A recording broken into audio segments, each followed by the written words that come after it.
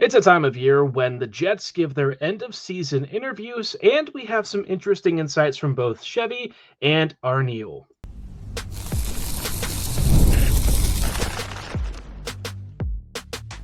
Your Locked On Jets, your daily podcast on the Winnipeg Jets, part of the Locked On Podcast Network.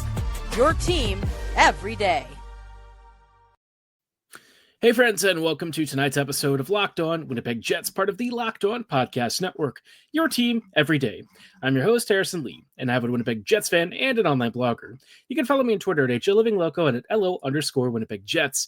Thanks for making Locked On Jets your first listen of the day every day. If you like what you're hearing, be sure to like, follow, and subscribe on all of your favorite podcasting platforms and YouTube. Doing so, of course, is always free of charge and ensures you never miss another episode. Most of all, though, we just love and appreciate your support. Tonight's episode, obviously, the Jets have gone through their first end-of-season press conference, really since, of course, the big loss to the Dallas Stars. And, while emotions are still probably pretty raw, it's still pretty fresh since this past weekend. The Jets are still thinking about the future, right? They are ready to, in some ways, move on to the offseason. A lot of guys have some real big input that they want to give the team. There's been some one-on-ones between the Jets and Chevy and Arneal, and there's still more reflection and more feedback to go through down the road. But let's start off with kind of one of the big takeaways, right? So obviously we've got a lot to talk about here, including how the Jets have maybe talked a bit about some of the missteps that we may feel happened, and kind of the Jets also hinting at a brighter future with the kids. But first off, the overall vibe of this year's exit interviews and stuff kind of felt pretty positive. It felt like the Jets are generally pretty hungry for the future. And I think the general sense is that, compared to where we were maybe after some previous playoff eliminations in other years, the Jets feel like there's something to build from here. And it's not dissimilar in some ways to how maybe early on Bones' tenure sort of went. And what I think is encouraging in a lot of ways is that the Jets do seem to at least be cognizant that they have still yet to really reach the next level that I think a lot of the guys have talked about. Arneal and Chevy kind of both spoke a little bit about maybe some of the playoff moments, and I think Arneal generally gave more insight into this. There were some moments that he said he wanted to have back. He did kind of briefly talk a little bit about lineups, although I wouldn't say that he went into it in detail. But, he alluded to the fact that maybe he would perhaps do some things differently. Maybe the way the Jets played wasn't always the way that he would have liked the team to appear, especially in some of those tight losses. And, there was some acknowledgement that maybe there were missteps along the way. Not big ones necessarily, but ones to where, he'll feel some level of responsibility. Obviously, the guys have to just go out there and play their game and either win or lose, but he is still the bench boss. And so he still has considerable influence on, how that arrangement of talent works and what ends up perhaps being the either winning or losing arrangement of players. And, in the games where the Jets were trailing, he'd sometimes make line adjustments and stuff. And sometimes it worked and sometimes it didn't. So I'm sure that he has had a lot of time to reflect on this and sort of think about what went well. But again, I think the broader takeaway was that vibes-wise, yes, the guys are definitely hurting, but the team generally seemed positive about how the season went. They were happy about the President's Trophy, winning the West and the Central, all that stuff. And, there was some feeling that Winnipeg probably had a chance to win Game 6 and could have gone to Game 7. Mason Appleton also did use very similar wording to how I, said that moment would probably haunt him. And I think that one, firing it right at Ottinger is going to live in his nightmares. It happens. It's just part of the game. I will say that, I think it also maybe is a reflection of sort of where Winnipeg is still missing in those margins. I think a moment like that encapsulates a lot of reasons why the Jets have maybe struggled in the playoffs despite having some really good, strong regular seasons. And ripping the Band-Aid off, you look at a team like Dallas, right? And here they are in the Western Conference Finals again with guys like Rantanen, Heiskanen, and Granlund leading the way. And from Dallas's perspective, only one of those guys was a player that was actually drafted by the team. So there's some real consideration as to how there may have been moments where the Jets made some mistakes, maybe didn't quite get the sort of outcomes that they were looking for. But I do feel like the Jets in general, the past couple of years and hopefully this offseason, they've taken steps to improve and evolve each year. And the growth between last season and this one feels, again, like another evolutionary stage. I don't know what the next year's team is going to look like. I think this is one of those off seasons where, again, I really don't have a good sense of what the Jets are thinking. At the start of the year, I said if they ran it back, it was going to be a mistake. And they didn't quite run it back, so I don't know that you can technically say that they did. Roster-wise and lineup-wise, there was a lot that generally was very similar. But this was also the first year where we had Arniel as the full-time head coach, along with his assistant coaching staff. And maybe they'd be able to, find a way to get more out of this team than other teams in the past, or other coaching staffs have in the past. But ultimately, I think the end result for Winnipeg was still kind of the same. And I've seen some comparisons maybe between the Jets and the Leafs, both struggling to really do much in advance in the postseason. And I think the end result is definitely the same. I will say that, the Leafs have geographic and resource advantages that the Jets just never will. Toronto is a franchise that has really big expectations. I don't think the Jets quite live with those same expectations. That said, maybe we should actually anticipate and expect more from this team. I know I certainly do, and it's probably why, the last several years have been very frustrating, is when you have so many opportunities to really build around this group. Winnipeg has kind of fallen a bit short of that goal. It's been a bit of a trial and error process in some years. Other seasons, I just feel like maybe Winnipeg has kind of missed the mark a little bit. This past year, I think, was maybe one of the bigger opportunities that sort of felt like the Jets maybe were trying to add some stuff, whether it was at the trade deadline or before then, and it didn't quite come to fruition. But I still look at this year as a big success. I think a lot really went well, and I think that there's stuff to build on for the future. It's just, Chevy kind of mentioned it, either him or Arniel's talking about maybe some players on the right side of 30, implying that there are some guys on the Jets that are on the wrong side of 30. And I think that is a useful acknowledgement when coming to the realization the Jets have a really big summer coming up. I talked about it on the last episode. It is very much looming for Winnipeg, a lot of business to take care of. And, I don't quite know how the Jets are going to handle some of the potential departure. In a lot of ways, kind of as in some of the previous off seasons, it just feels like the Jets could do almost anything, and I don't know if almost anything is necessarily a good thing if you're the Jets. Winnipeg definitely can get itself into some real trouble here if they're not careful, but I guess the overall sentiment from the exit press conference was that the Jets want to find a way to hit the next level, and they don't necessarily have the answer to what that is yet, but they do understand that, compared to a Dallas or an Edmonton, a Florida, even a Carolina, the Jets still have some real work to do. So that's good, right? If you are cognizant of the fact that you can still do even better and do even more, I think that is a great thing, right? Be accountable for where you are. Understand that, every team has mistakes and flaws. It's just how you improve and learn from them and bounce back even stronger next year. So I'm hoping for a successful season next year, and we'll just have to wait and see. But I did mention earlier that there were some missteps and things this season, things that could be a problem in the future, things that were a problem this season. And I want to chat about how the Jets can kind of learn from those moments and make them into teaching tools, right? Build from these mistakes and figure out how to grow this team, because I really feel like the Jets have started to do that. And this summer could be a really good chance for them to take that one step further. But before we dive into sort of the implications of that and how the Jets can profit from some of their perhaps so-called failures, I did want to let you know about our friends and partners at Wonderful Pistachios. Looking for a snack that's both delicious and nutritious? Crack into a good source of protein with Wonderful Pistachios. Wonderful Pistachios is one of the highest protein nuts. Each 1 ounce serving has 6 grams of protein, giving you over 10% of your daily value. And they're packed with fiber and better for you unsaturated fats to help keep you feeling fuller for longer.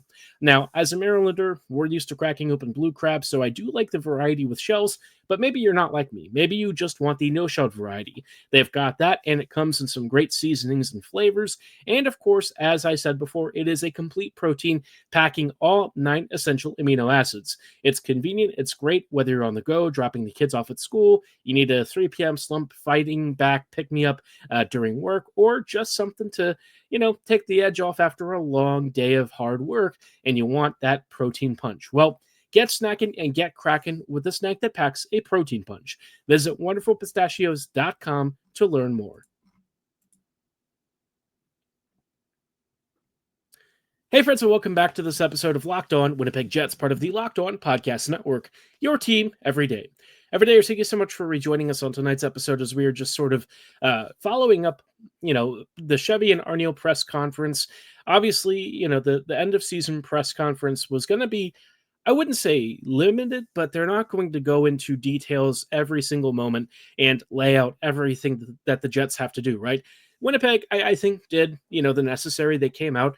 They kind of gave some broad vibes assessments, and I think the general reception, to me at least, is that things feel like they're moving in a relatively positive direction, but there are some things the Jets are going to have to work on. Obviously, chief among them is figuring out what you do with Nick Ehlers. And this is kind of where I would say that this is maybe, as an org, one of Winnipeg's bigger missteps. This one may not be a thing the Jets can really fix, but I think it can be an important learning tool going forward. So let's rip the Band-Aid off. Winnipeg has generally underutilized Ehlers for almost his entire career, right? You look at his deployments, you look at maybe the number of shifts being equal to what everyone else plays, but you look at the actual time on ice distributions and who gets demoted frequently, more often out of the top 6. And you look at where Ehlers sits in all of these pecking orders, and you realize the Jets just, for one reason or another, have never really been big believers in him. And even though Arneal has put him in more prime scoring positions this year to take advantage of some good power play stuff and all that, you still notice that, in the playoffs, hey, guess what happened? He was behind Adam Lowry, Mason Appleton, guys like that in 5v5 ice time, which if you are trying to squeeze more offense out of a team that honestly does have some real limited scoring punch, it doesn't really make sense that a guy like Ehlers, who is one of Winnipeg's most creative forces, isn't made a bigger part of the team. And it's for these reasons that it's been going on for this long, to the point where, even with this year's turnaround and certainly the improvement in the counting stats and stuff, I just don't really see a scenario where Ehlers comes back. Now, I think there is a chance he does extend, and I certainly would like to see that, but I think this is one of those moments where the Jets really need to take some very careful notes about how they treat some of their star players, right? And for the most part, most of Winnipeg stars have generally gotten top billing. But then there are some guys who, for one reason or another, have just never really been quite as appreciated on the ice. I think off the ice, Ehlers is probably pretty beloved in the org. He's very active in the community and all that. So I don't really worry about that side of things. It's just the on-ice business side of stuff to where I don't quite know why he's always been less favored by the team. You don't have a lot of guys who can create some really fancy, really cool offense. And so when you don't use one of your best tools, even just double shifting him or something, finding some way to get him more ice time, it just feels like a huge missed opportunity. And all that has probably had a pretty significant impact on how his agent's going to approach the negotiations, and certainly the relationship between Nick and the Jets. Now, again, I'm not going to sit here and say that it's completely ruined the relationship and that there's no way he ever comes back. But right now, I feel pretty decently confident that Nick does walk into free agency, and that's going to be a really tough hole for the Jets to fill. Now, one of the other org failures And this is where I think the Jets can actually maybe address the Nick thing, is that they haven't leaned on their youth in the past, right? It's been a problem for many years. And finally, I'm starting to feel like there is a shift with this, right? I can't say for certain, but it does feel like, based on who the Jets have drafted, that there's maybe a mentality shift in how they might be integrating the kids. Now, I will say right off the bat, I don't think that anyone in Winnipeg's current prospect pool is capable of replacing Nick's impact immediately, right? Our best hope is probably Brad Lambert, and he's going to take some time to really get comfortable at the NHL level. I thought during some of his stints this past season that he did start to look more comfortable and capable of playing at speed and at this level. But again, asking him to replace a guy who's one of your most creative 5v5 forces and frankly a dominant power play creator is just way too much to ask of a young rookie. And so for the Jets, I do feel like this year could be, if they do the whole youth thing, it's going to be probably a moment of some growing pains, but that's a part of it. It's just kind of something the Jets are going to have to do and deal with. And I do want to talk about why I think the youth movement can really benefit the Jets and get back to some of what makes this team a really dangerous squad to look at, not only for the present but for the future. Elsewhere, though, I think if we're looking at maybe one of the last big missteps, I kind of look at this whole trade deadline thing, and really the Jets haven't had a trade deadline like this in a while. Usually Winnipeg has added some pretty decent pieces and they haven't had to pay crazy amounts. But I think this year was probably one of the worst misses. And I know that a lot of people naturally respond with, well, Chevy did his best. There are market conditions. It's Winnipeg, yada, yada, yada. And I do hear all that, and I don't necessarily think that that's all wrong. I think what I tend to point to, though, is that other teams were able to make deals one way or another. And I think a lot of it probably did come down to the Jets maybe just liking some of their future assets too much. And if that's the case, it is what it is, right? I think the Brock Nelson thing might have been partially an assets thing where the Jets were like, we're not giving up Jaeger, and we're just not willing to match what the Avs would. And so that's kind of the end of that. And maybe Nelson was one of their biggest trade pieces, right? The guy that they really wanted the most. And so when that fell through, they just didn't really have many other options. I look at deals for guys like Novak, and I think the Novak thing was probably one that I really would have liked the Jets to have been in on. You've heard me in the past talk about Capo Caco as well. He was sort of the intriguing bet that I feel like the Jets should be looking to make in the future.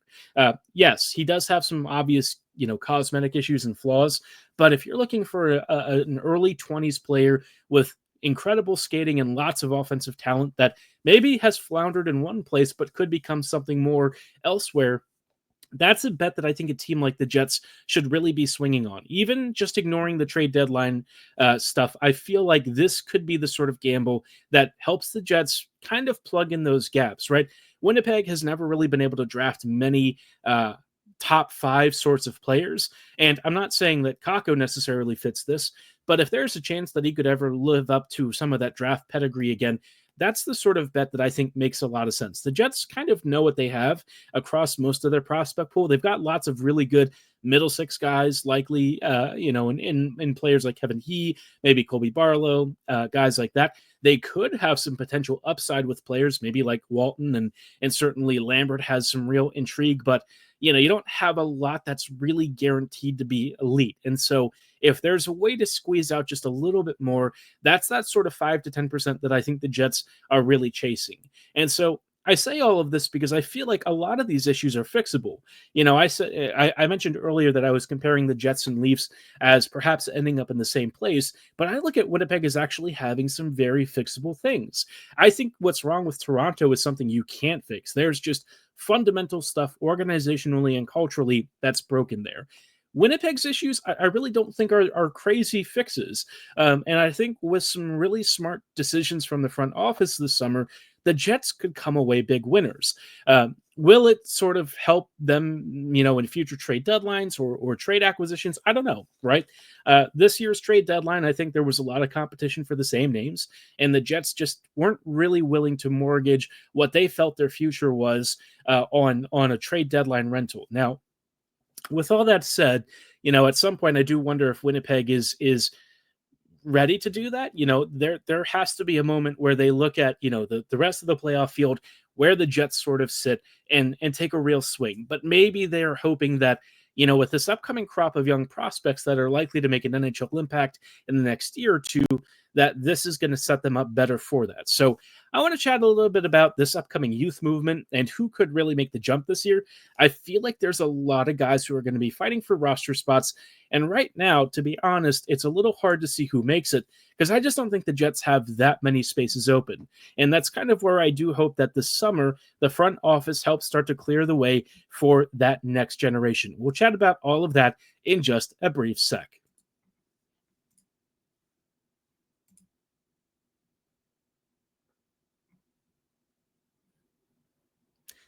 Hey friends, and welcome back to this episode of Locked On Winnipeg Jets, part of the Locked On Podcast Network, your team every day.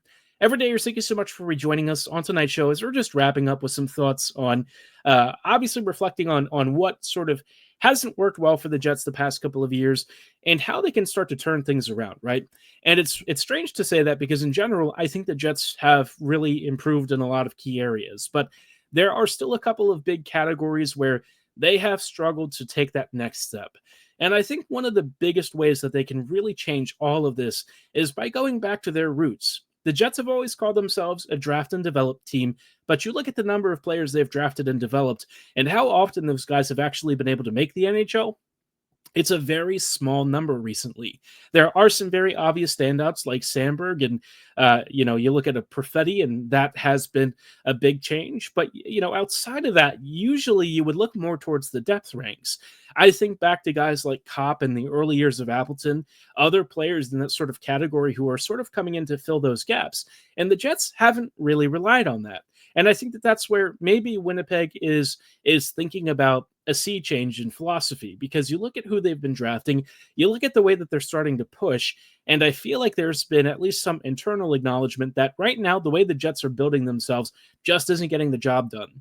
Now, that doesn't mean that they're not going to keep going on with a lot of the guys that they've already trusted and ridden with before, but I think they also understand that you've got to start looking internally and making use of those prospects, right? If you didn't trade them, then now is the time to give them a chance to actually make the lineup and make an NHL impact. And this year, I think we're going to see a couple of big players. The first guy that I've already got circled big time on my list is Nikita Chibrikov. For me, I think Appleton has kind of been told in some capacity that he is not in Winnipeg's long-term plans. He wants term. I don't think the Jets want to do that. He's probably going to want to raise. I don't think the Jets are going to want to do that. Chevy was mentioning Appleton very briefly as a free agent, and then immediately followed that up by saying, we're also going to get a look at the kids and some of our internal prospects, which to me says that they know they need to put more of these ELCs into their bottom six. The Jets, depth lines and stuff got about as much out of it as you could possibly get to, but you realize that's not meaning a lot of goal scoring, right? There's forechecking, there's some defensive ability, but beyond that, not a lot else. And Lowry's getting older, Nino's getting up there in years, Appleton's getting older too, and so it's really incumbent for the upon the Jets to take some of their early 20s guys who are starting to be, real productive in the minor leagues and make them full-time NHLers. Give them a chance out of camp, let them make their mistakes and start to adapt to the NHL level. We've already seen some really bright early moments from Chibrikov. He's already got a couple of goals. And so I feel like he is a natural improvement to this middle six, right? He's versatile. He can probably play up and down the lineup based on injuries. And I really feel like he could transform how that third line operates alongside Lowry and Nino. Lambert's the next guy, and Brad's a little harder for me to project. If Ehlers does walk, Lambert is probably the most natural successor. I think in transition skating and entries and stuff, they do share some similar traits and stuff. But again, I look at Ehlers as a guy that if the Jets lose him, there's just very limited chance that Lambert can do the same job. They might look like they do, and I think that that's going to have some similarities and maybe the microstats tracking, but I think the overall level of impact, it's going to be very hard for Brad, especially immediately right off, to start his career to match anything of what Ehlers has accomplished. It's just a really big set of shoes to fill, and so I don't want to put all of that expectation on him. That said, I do think that he brings some really high-end skill, some really high-end skating, and that could be a huge boost to Winnipeg's top nine. We don't really have lots of elite talent and elite tool sets to work with. And Lambert, for whatever flaws that he does have, and he is an imperfect prospect, he also has some tool sets and skills that the Jets just don't really have an abundance of. So I'm kind of excited for him. I think this year could be a big deal. And maybe for him, this is where he starts to make his real case for a Calder look. Now, as far as some of the other prospects are concerned, Dmitry Reshevsky is still out there. I don't quite know what that whole thing is going to lead to. I don't know if he'll come over. If he does this summer, I would look to him to be another guy that's maybe on that Shibrikov caliber of potential. A guy who could easily slot into your middle six, add some really good scoring punch.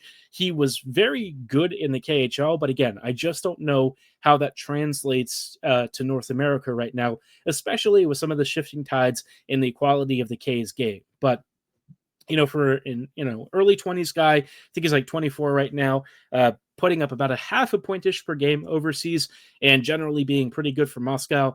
I would like to see what he can do in North America, right? The Jets absolutely need more offense. They need more scoring punch and ability. They need guys who can be creative.